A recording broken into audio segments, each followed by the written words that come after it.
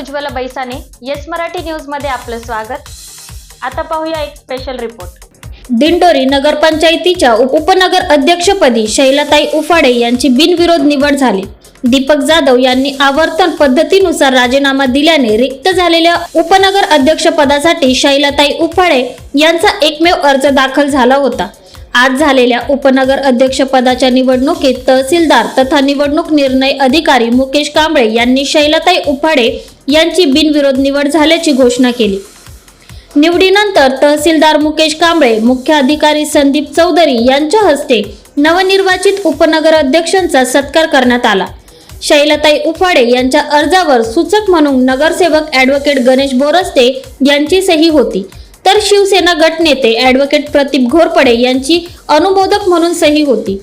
यावेळी नगर अध्यक्ष सुनीता लहांगे, माजी उपनगर अध्यक्ष दीपक जाधव, नगरसेवक सुजित मुरकुटे, ॲडव्होकेट प्रदीप घोरपडे, अविनाश जाधव, नितीन गांगुर्डे, ॲडव्होकेट गणेश बोरस्ते, मेघा धिंदळे, लता बोरस्ते, ज्योती देशमुख, निर्मला मवाळ, अरुणा देशमुख, माधुरी साळुंखे, प्रज्ञा वाघमारे, स्वीकृत नगरसेवक संतोष आंबेकर आदी उपस्थित होते।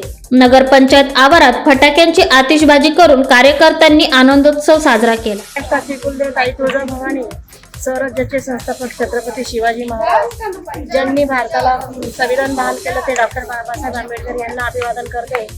आणि आज खऱ्या अर्थाने मला आमच्या दिंडोरी तालुक्याचे माजी आमदार आणि माझे भाऊ यांनी मला खऱ्या अर्थाने आज न्याय दिला।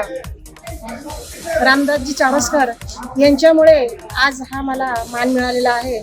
आणि आमच्याबरोबर शिवसेनेचे सतीश देशमुख आणि काँग्रेसचे सुनील भाऊ आव्हाड, आपले प्रमोद शेठ देशमुख या सर्वांनी आणि आपले सचिन भाऊ देशमुख, प्रदीप घोरपडे असतील, रणजित देशमुख असतील, या सर्वांनी मला खऱ्या अर्थाने आज हा खुर्चीचा मान मिळवून दिलेला आहे आणि मी सर्वांची आभारी आहे। आणि यानंतर मी दिंडोरीच्या विकासामध्ये भर पाडेल, कारण मी या आधी 2 वेळा निवडून आलेले आहे आणि मी भरपूर कामं केलेली आहे, पण काही कामं दिंडोरीचा विकास थांबलेला आहे।